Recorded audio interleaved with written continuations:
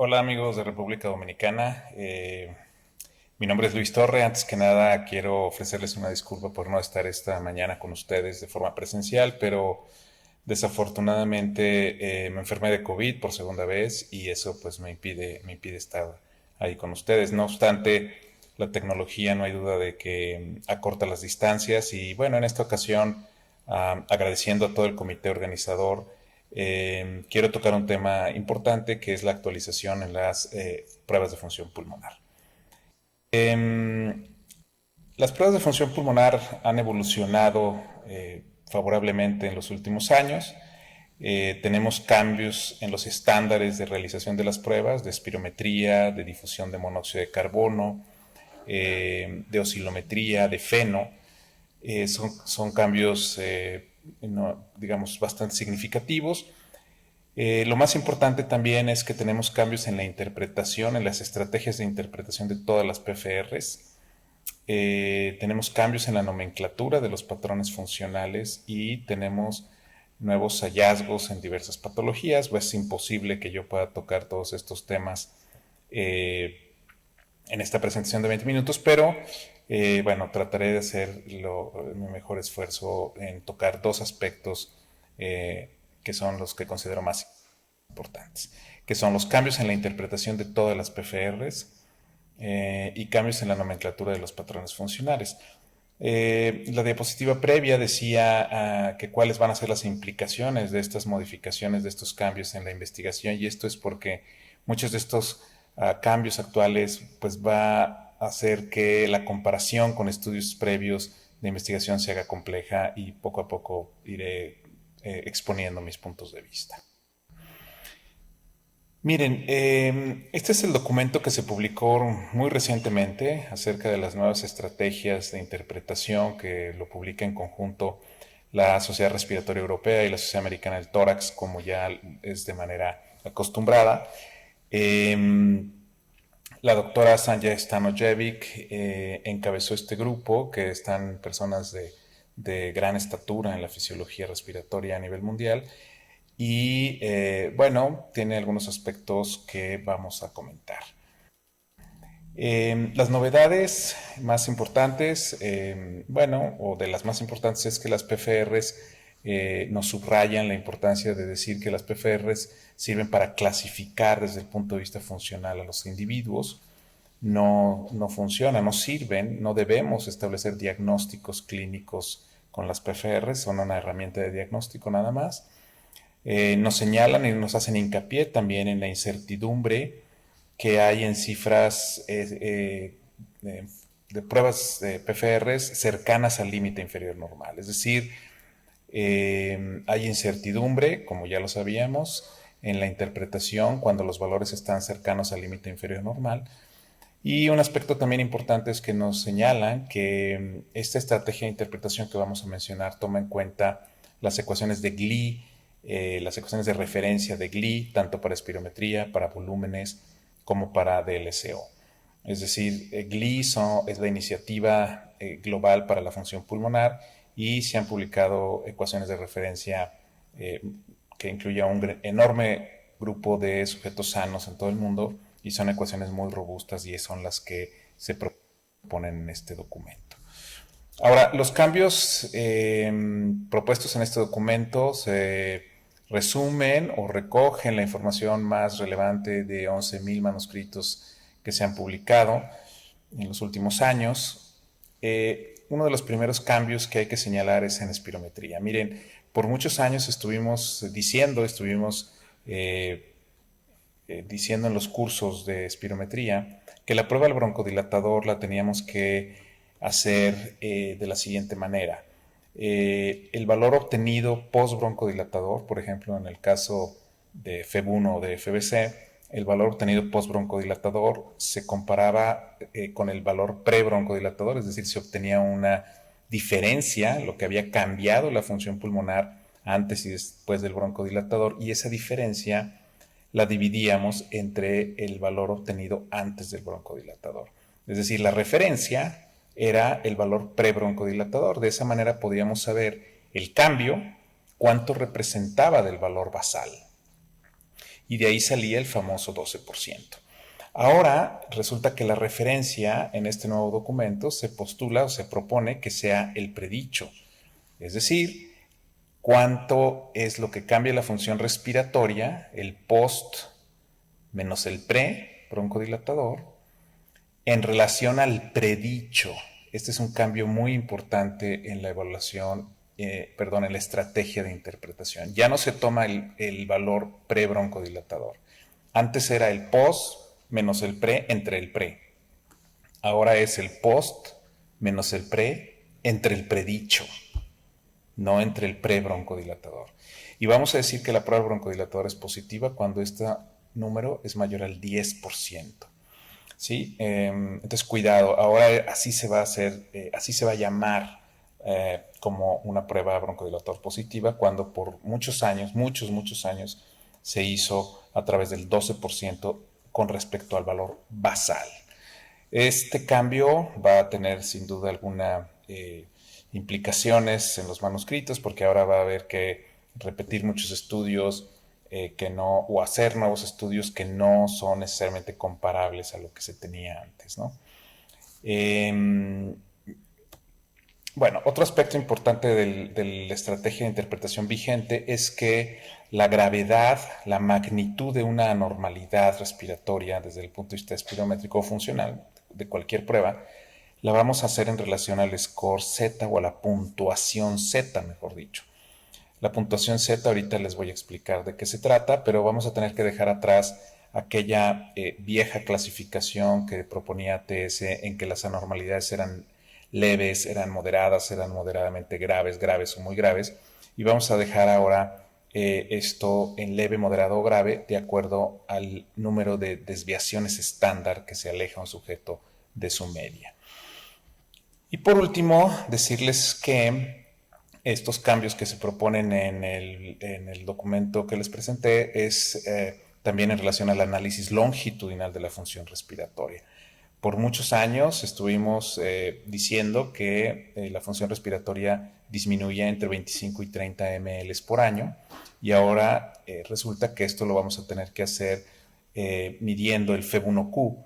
El FEB1Q no es otra cosa más que el FEB medido en el sujeto dividido entre 0.5 en caso de hombres y entre 0.4 en el caso de mujeres, y esto se debe a pues un concepto un poco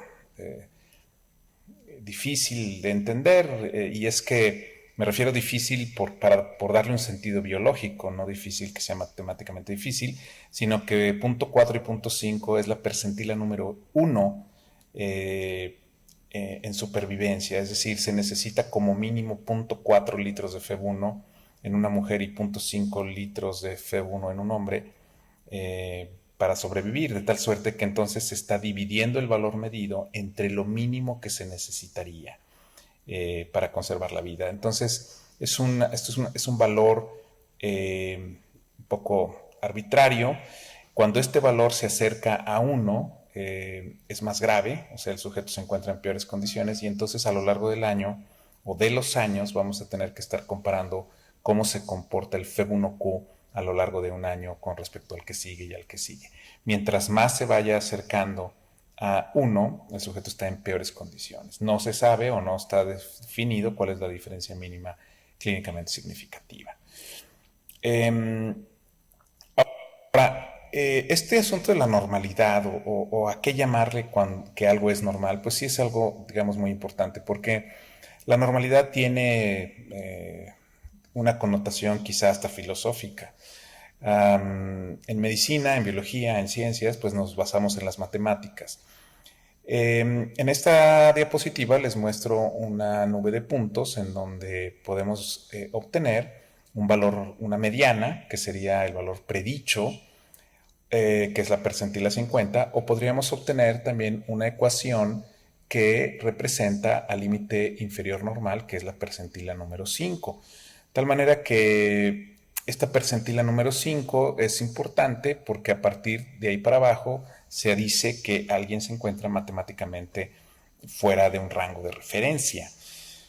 Esto tiene alguna importancia, lo del score Z o lo de la puntuación Z, porque fíjense ustedes cómo un sujeto que tiene 1 litro de FEB1, ahí representado por la línea verde, no es lo mismo tener 1 litro de FEB1 si se tienen veintitantos años, ¿sí? Que tener 1 litro de FEB1 si se tienen 80 y tantos años. Es decir, el sujeto que tiene veintitantos años va a estar a 6.8 desviaciones estándar de su media, de lo que se esperaría para él, mientras que la persona mayor va a estar con el mismo litro, va a estar a 3.2 desviaciones estándar de su valor mediano. Entonces, dicho de otra forma, los dos teniendo FEB1, está más grave el joven porque está mucho más lejos, está a más desviaciones estándar que lo que está el sujeto de mayor edad. Entonces, bueno, esto resalta que el límite inferior normal aún así no es una medida suficiente para traducir las anormalidades de un sujeto.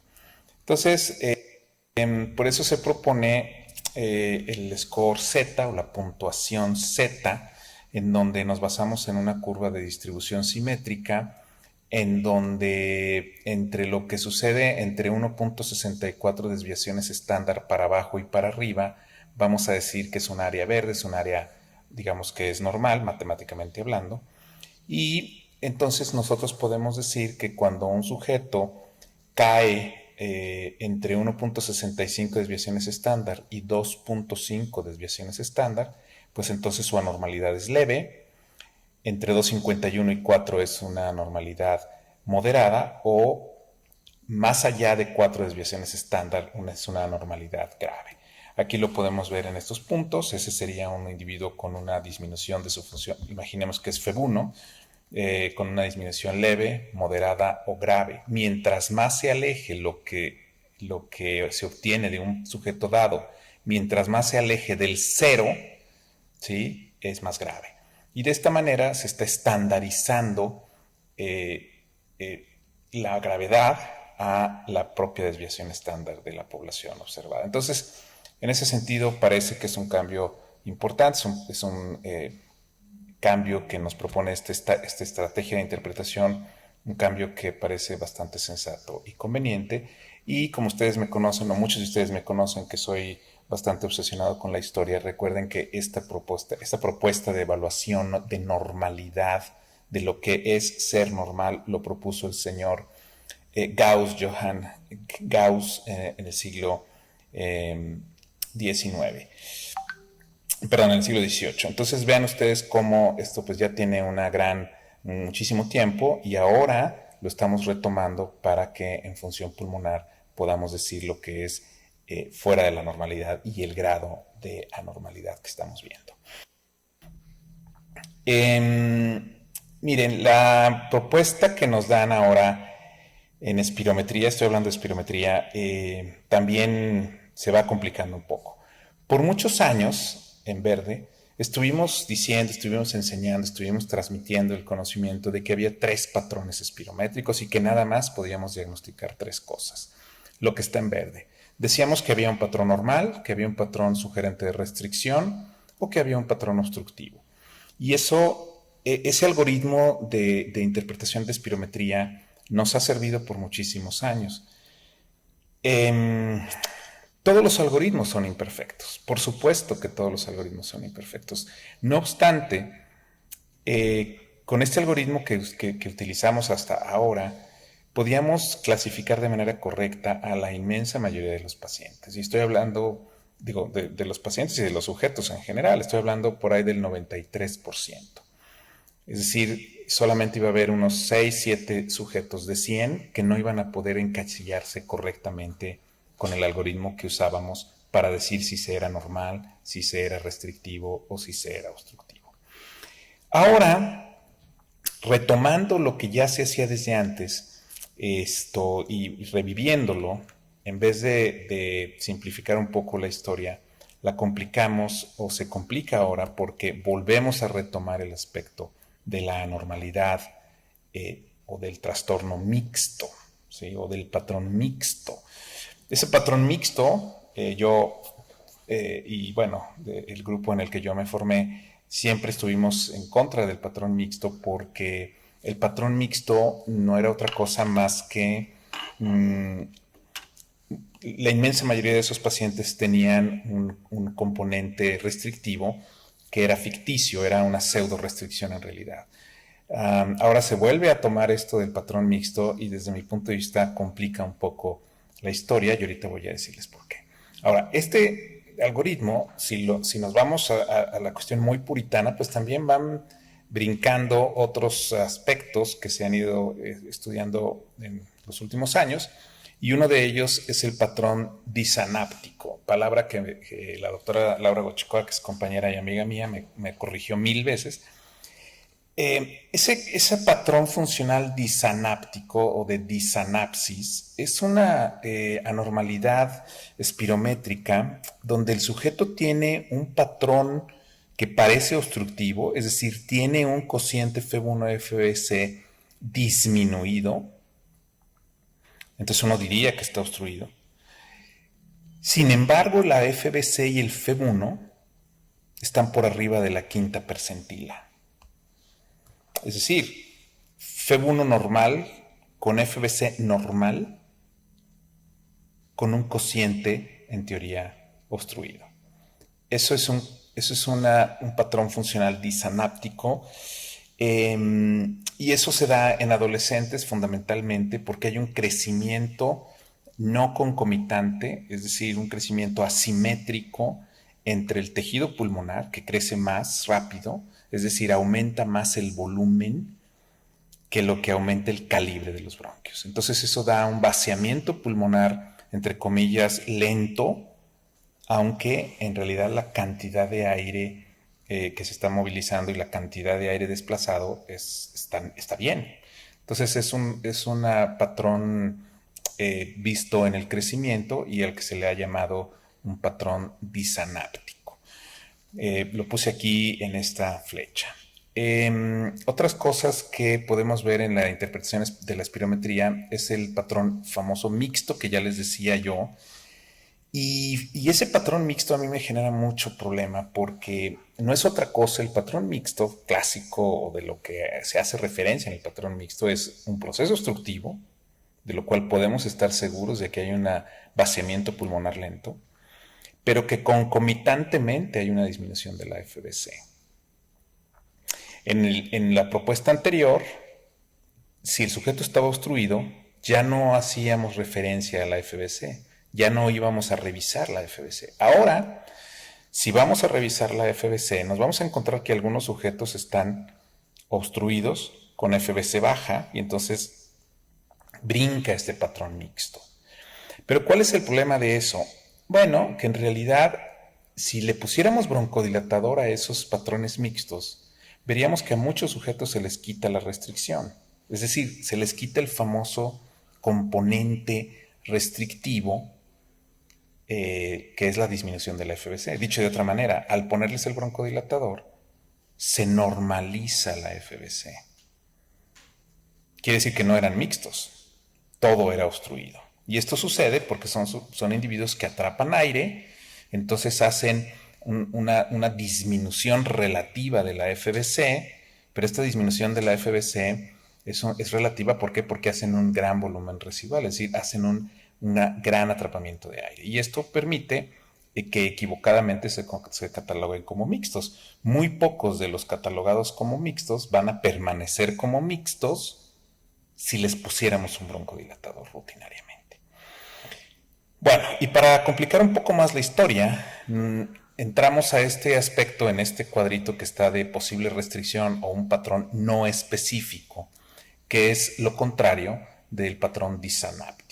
En el patrón no específico va a haber una relación FEB1-FBC normal, es decir, una relación FEB1-FBC que traduce un vaciamiento pulmonar enteramente apropiado. No obstante, el FEB1 o la FBC van a estar bajas.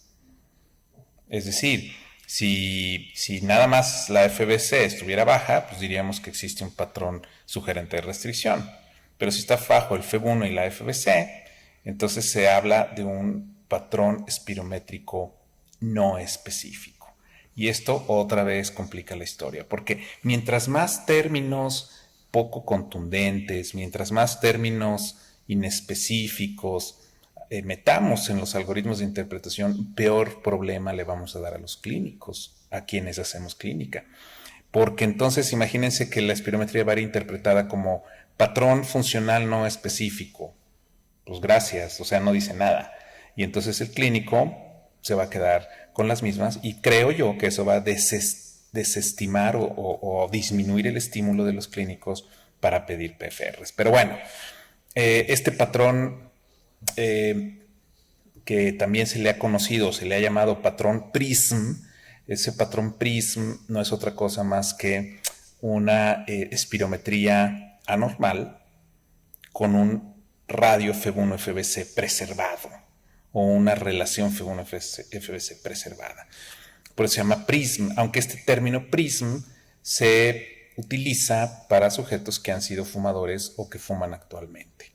Entonces, como ven, con este diagrama que estamos viendo en este momento en la diapositiva, pues se complica bastante la interpretación de la más sencilla de las pruebas, que es la prueba de espirometría. En esta diapositiva que sigue, les muestro un ejemplo de la pseudorestricción. Fíjense ustedes cómo en ese recuadro color amarillo que estamos viendo, este sujeto en el primer segundo de la expiración apenas puede expulsar el 30% de su FBC. O sea, no hay duda de que está obstruido. Cuando nos vamos a ver los scores Z o los puntajes Z, vemos que la FBC, que es el primer renglón, está en 2.64. Entonces cae como un proceso mixto, porque existe obstrucción y existe reducción de la FBC. Entonces vamos a decir que existe un proceso mixto. Antes de esta propuesta, nosotros hubiéramos dicho que existe un proceso obstructivo y nada más nos íbamos a ver el porcentaje del predicho del FEB1 para decir que era un proceso obstructivo grave. Y decíamos, y yo lo dije 1000 veces, que no fuéramos a ver la FBC porque entonces íbamos a terminar diciendo que había un proceso mixto. ¿Ok? Si nos apegamos al estándar actual, diríamos que existe un proceso mixto. Resulta que le ponemos broncodilatador a este sujeto y vean cómo la prueba del broncodilatador es dramáticamente positiva. Tan dramáticamente positiva que la FBC mejoró y ahora ya no está en 2.64 desviaciones estándar, ahora está en 1.62 desviaciones estándar. Es decir, se normalizó la FBC. La realidad es que nunca estuvo baja la FBC. O sea, estaba aparentemente baja. ¿Por qué? Porque tenía mucho aire atrapado. Entonces ahora resulta que vamos a tener que interpretar esta prueba diciendo que existe un proceso mixto con prueba al broncodilatador positiva y que en la post-broncodilatador se elimina el proceso restrictivo, el supuesto proceso restrictivo, y lo dejamos entonces como prueba con obstrucción al post-broncodilatador. Entonces, patrón mixto, prueba broncodilatadora positiva y la espirometría post-broncodilatador con obstrucción grave al flujo aéreo, cuando en realidad era una pseudo-restricción. ¿Sí? Entonces, este es desde el punto de vista práctico lo que sucede cuando cambiamos una interpretación que ya estaba bastante meditada, bastante madura durante muchos años de ejercicio clínico. Quiero decirles que muchas de las personas que hacen los estándares, por supuesto la mayoría son amigos y son gente muy propositiva, pero muchos no ven pacientes. Este otro ejercicio, vean ustedes, esta es una espirometría normal, los scores o las puntuaciones Z están dentro de lo esperado, como ya se los expliqué en diapositivas anteriores.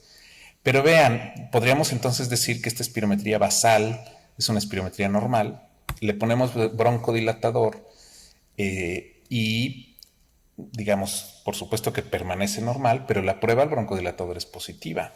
Entonces, creo yo que más que estar sacando nuevos, haciendo más complejo el algoritmo que ya teníamos, tendríamos que señalar, tendríamos que hacer hincapié en que la prueba al broncodilatador es fundamental y que la prueba del broncodilatador debería de ser rutinaria. La prueba del broncodilatador, poner broncodilatador a un sujeto, nos puede dar mucha más información que términos confusos y términos que van a complicar y que van a hacer que el clínico quizá pierda interés en las PFRs. Y es que, por ejemplo, una espirometría basal normal, como la que les muestro en la diapositiva, una espirometría basal normal no asegura estabilidad de la vía aérea. Si yo no le pongo un broncodilatador a un sujeto, yo no puedo estar seguro que su vía aérea está estable o no está estable, aun y cuando la espirometría basal sea normal. Tal suerte que, pues esto es algo importante porque podríamos utilizar una prueba broncodilatadora con mucho más información al respecto y dándonos mucha más información. Y entonces vean cómo la espirometría, que antes tenía 3 patrones, pues ahora resulta que tiene 5. Porque está el obstruido, el que sugiere restricción, está el normal, se suma un patrón inespecífico y se suma un patrón disanáptico, ¿no? No es que no existieran estos patrones, ya existía este comportamiento espirométrico, simplemente no se hacía referencia porque iba a ser la minoría de los casos, en términos epidemiológicos o en términos clínicos, iban a ser la minoría de los casos. Entonces, ganamos precisión con un algoritmo más sofisticado, pero perdemos aplicabilidad, lo cual sería discutible. Bueno,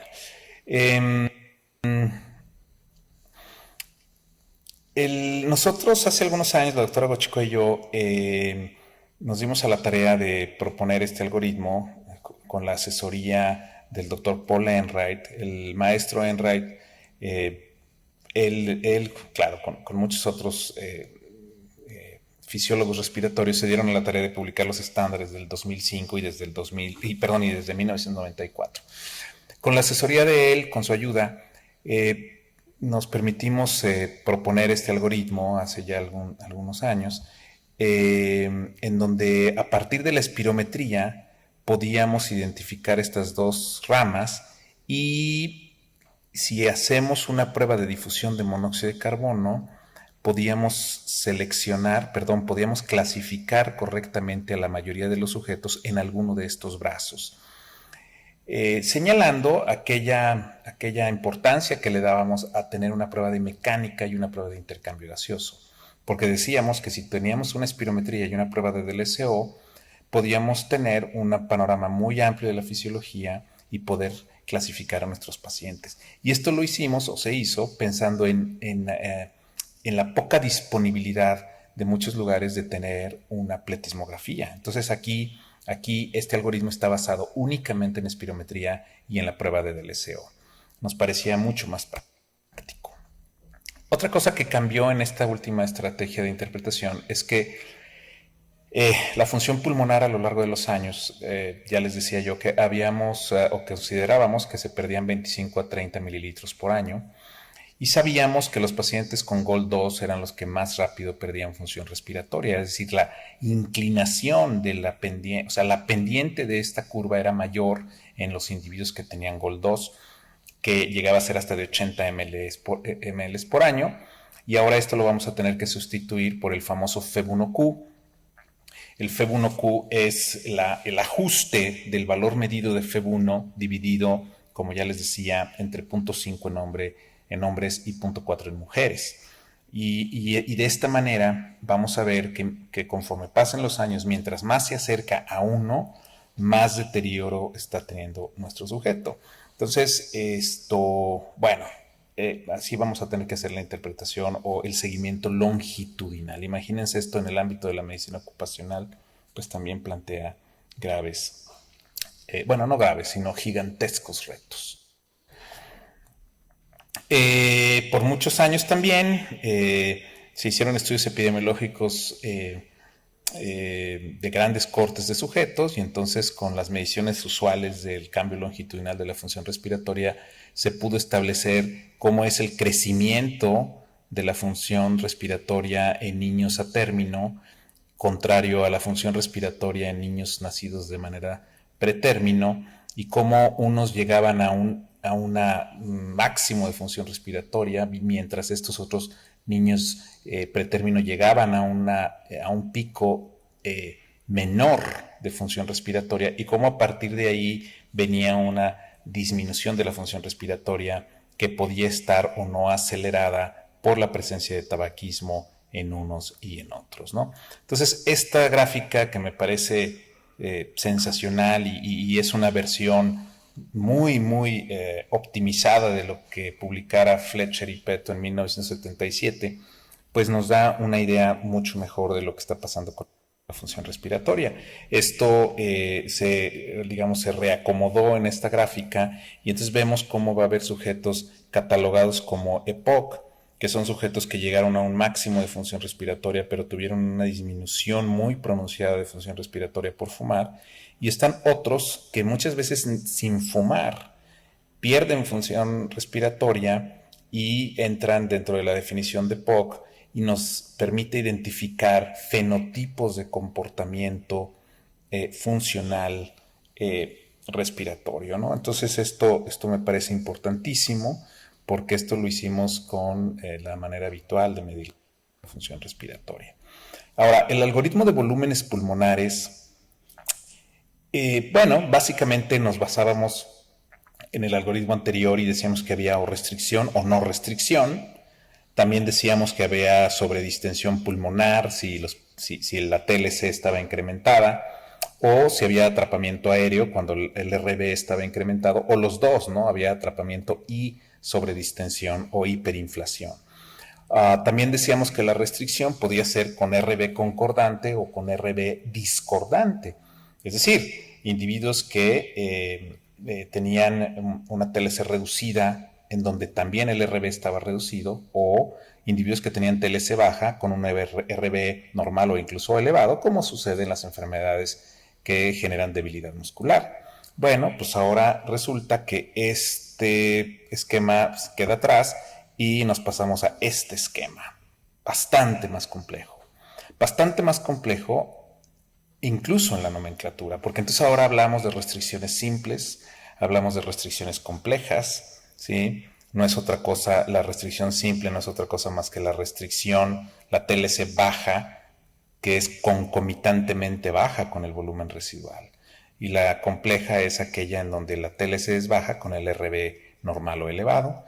Y entonces así se van haciendo un montón de grupos en los que podemos clasificar a los sujetos a partir de una prueba bastante compleja como es la pletismografía, ¿no? Entonces, en vez de nosotros decíamos en un par de diapositivas antes que queríamos incorporar en un algoritmo, queríamos eliminar del algoritmo la pletismografía por ser compleja, por ser difícil, por ser poco disponible, y ahora no solamente tenemos el algoritmo de volúmenes, sino que cambia, se hace más complejo y se hace más elaborado, porque aparte toma en cuenta algunos aspectos de atrapamiento de aire, ¿sí? Algunos datos de atrapamiento de aire para definir pulmones normales o volúmenes normales o hiperinflación. E incluso si esta elevación de la TLC tiene que ver simplemente con que los pulmones están grandes, o si están grandes pero además atrapan aire. Entonces, bueno, es un poco diferente, es un poco más complejo este algoritmo, pero bueno, pues habrá que seguirlo y habrá que analizar si realmente clasificarlos de esta manera nos genera alguna ventaja desde el punto de vista clínico. El algoritmo de DLCO, pues también antes se consideraba simplemente DLCO baja, DLCO alta, que son básicamente las enfermedades que generan sangrado, hemorragia pulmonar, por ejemplo, o cortocircuitos intracardíacos o intrapulmonares. Nos íbamos siempre por la parte de DLCO baja, en donde la DLCO baja podíamos mirar el volumen alveolar, y entonces si el volumen alveolar era normal, pues simplemente nos íbamos con las enfermedades de la vasculatura pulmonar. Y si el volumen pulmonar era bajo, nos íbamos con todo el aspecto de problemas de membrana alveolocapilar. Ahora le agregan, aunque por supuesto existe el KCO. El KCO es un concepto un poco complicado porque el KCO hace referencia a la tasa a la cual se difunde el monóxido de carbono del alveolo hacia la sangre, dependiendo del volumen al cual está inflado la unidad intercambiadora de gas. Entonces, esto hace un poco más complicado también el que tomemos en consideración la KCO en el algoritmo de interpretación, ¿no? Bueno, la fracción, uno de los aspectos también muy interesantes que me parece muy práctico es la fracción no comunicada del gas. Dentro del tórax o del aire intratorácico, la famosa ITGB, va a haber aire que se comunica con la atmósfera y aire que no se comunica con la atmósfera, y esa ecuación la pudiéramos disecar de la siguiente manera. Si nosotros dividimos el volumen alveolar que obtenemos, por ejemplo, con una prueba de DLCO y lo dividimos entre la TLC, podríamos obtener entonces la fracción de aire alveolar que está comunicada con la atmósfera, ¿sí? O sea, cuánto de la capacidad pulmonar total está disponible para poder intercomunicarse con la atmósfera versus toda la ecuación, que no es otra cosa más que la fracción de aire atrapado. Entonces, esa fracción de aire atrapado que podemos ver en la parte izquierda de la diapositiva, pues también se le conoce como fracción pobremente comunicada, por no decir aire atrapado. Y entonces vemos que en los estadios de Gold de la enfermedad pulmonar obstructiva crónica, mientras mayor sea la fracción pobremente comunicada, mayor va a ser la gravedad, o al revés, mientras más grave está un paciente de acuerdo a los criterios de Gold, más fracción no comunicada va a tener y más aire atrapado va a tener. Y este asunto del atrapamiento de aire es muy importante en EPOC, porque vean ustedes cómo el sujeto normal en la parte superior de la diapositiva está respirando a volumen corriente, lo ponemos a hacer ejercicio y entonces se va incrementando su volumen corriente tanto para abajo como para arriba, mientras que el paciente con EPOC va teniendo digamos, la capacidad inspiratoria no se aumenta de manera sustancial, sino que al contrario, el volumen corriente se está desplazando hacia arriba. Entonces la capacidad inspiratoria en realidad se redujo. Tiene una disminución de la capacidad inspiratoria y por otro lado está desplazada hacia arriba, y eso genera disnea en estos individuos. Entonces el atrapamiento de aire es algo muy importante en personas que tienen enfermedad pulmonar obstructiva crónica. Y bueno, pues esta medida, esta IC, que se puede obtener con una espirometría lenta, pues es un indicador muy importante para valorar la evolución de los pacientes con EPOC. Y con esto decimos que cuando el paciente está haciendo hiperinflación dinámica, se está hiperinflando, está haciendo un atrapamiento dinámico de aire, decimos que está trabajando o que su sistema opera en altos volúmenes, ¿no? Es decir, está respirando más cerca de la capacidad pulmonar total. Mientras más cerca de la capacidad pulmonar total esté respirando un sujeto, más disnea va a tener. Bueno, la curva flujo-volumen, podremos, ya voy retrasado para variar de tiempo, pero la curva flujo-volumen hay muchísimas cosas que estudiarle. Uno de esos aspectos es el porcentaje del volumen corriente que está limitado por flujo y se obtiene a través de las intersecciones del volumen corriente con el máximo flujo expiratorio, y se obtiene una área, y ese porcentaje o esa área va a representar un porcentaje de todo el volumen corriente, y mientras más es el volumen o el porcentaje de volumen corriente que está limitado por flujo, más grave y más disnea va a tener el paciente. Entonces, bueno, son avances que se van teniendo, son parámetros funcionales que se van haciendo cada vez más comunes. También quiero decirles que hay muchas novedades en otras pruebas, como es la prueba de óxido nítrico. El óxido nítrico es la difusión de óxido nítrico, a diferencia de la difusión de monóxido de carbono. El óxido nítrico es el componente de membrana. Recordemos que el óxido nítrico, perdón, que la DLCO es una prueba que nos mide la transferencia de oxígeno sin importar qué tanto es por membrana y qué tanto es por el componente sanguíneo. La DLNO, difusión de óxido nítrico, nos permite distinguir el componente de membrana.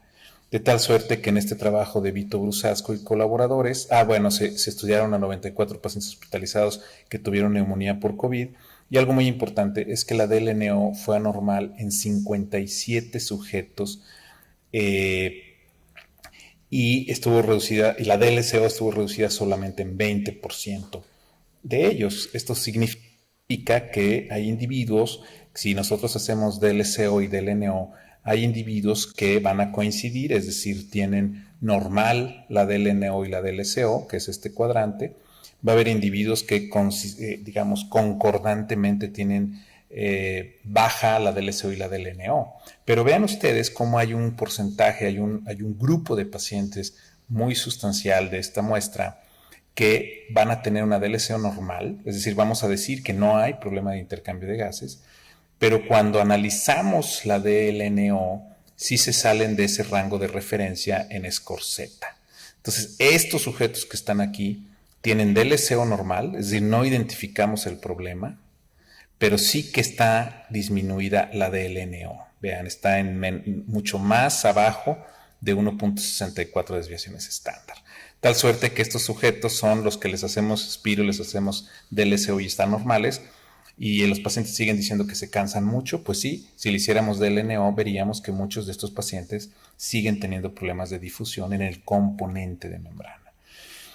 Bueno, tengo que terminar. Me gustaría mucho hablar también de lo que es la oscilometría de impulso. Hay avances importantes de la oscilometría de impulso. El grupo de la doctora Gochikoa estudió sobrevivientes también de COVID y se percataron, vean ustedes, 533 supervivientes de COVID. Se dieron cuenta que 433 de ellos quedaban con una espirometría normal. Sin embargo, el 80% de los que se decía que tenían una espirometría normal tenían una oscilometría compatible con enfermedad de la vía aérea pequeña. Es decir, 8 de cada 10 sujetos espirométricamente normales post-COVID resulta que tuvieron enfermedad de vía aérea pequeña. Entonces la oscilometría es más sensible, mucho más sensible. Claro, habrá que lidiar con los falsos positivos, pero es una prueba muy importante que, aunque muy antigua, es una prueba que está ganando cada vez más terreno porque se están haciendo mejor las cosas. Termino con algunos mensajes para llevar a casa. Es un tema realmente apasionante, interminable, que podría tomarme todo el curso. Pero quiero decirles que existen nuevos estándares y estrategias de interpretación de todas las pruebas de función respiratoria. Esto ya es un reto para todos nosotros, estar al tanto de todos estos cambios. ¿Por qué? Porque es algo tan importante que no podíamos practicar neumología si no hacemos pruebas de función respiratoria. Debemos apegarnos a estos lineamientos, más allá de las que estemos de acuerdo o no en algunos aspectos, tenemos que apegarnos a ellos. Y si no estamos de acuerdo, pues hay que comentar con la comunidad científica el por qué no estamos de acuerdo y transmitir este conocimiento a los neumólogos en formación, que eso va a ser un tema gigante. Y llevar esto a otros niveles de menor especialización todavía va a ser un reto mayor, pero pues hay que asumirlo. Todas las PFRs, todas tienen un propósito, tienen como propósito aumentar o disminuir la probabilidad preprueba. Es muy importante. El clínico tiene una probabilidad preprueba. Se tiene una probabilidad de una enfermedad, y a la luz de esa probabilidad preprueba es que hay que analizar las PFRs. Eso no lo va a decir ningún algoritmo, eso no lo podemos meter en un algoritmo, al menos con los algoritmos tradicionales, y en eso se trabaja con la inteligencia artificial. La oscilometría, el óxido nítrico y la DLNO, perdón, ahí me equivoqué, es difusión de óxido nítrico, son pruebas que se están posicionando en el ámbito clínico. Están ganando terreno, se está haciendo que estas pruebas encuentren su nicho en la evaluación funcional respiratoria. Y termino nada más diciéndoles, o solamente diciéndoles, que las PFRs, como ya ustedes lo saben, y lo reitero y lo subrayo, las PFRs no diagnostican enfermedades. diagnostican patrones funcionales, permite identificar cómo está respirando ese sujeto y ya verá el clínico si esa forma de respirar de un sujeto, esa forma de intercambiar gases, esa forma de comportamiento de la mecánica de la respiración pertenecerá a una entidad nosológica o a otra. Y bueno, con esto termino dándoles las gracias por su atención a todo el equipo de República Dominicana, mi aprecio, mi agradecimiento a todos los amigos dominicanos, un abrazo. Este es mi correo electrónico, si les puedo ayudar en algún caso en especial, cuente conmigo, estoy a sus órdenes. Buenos días y muchas gracias.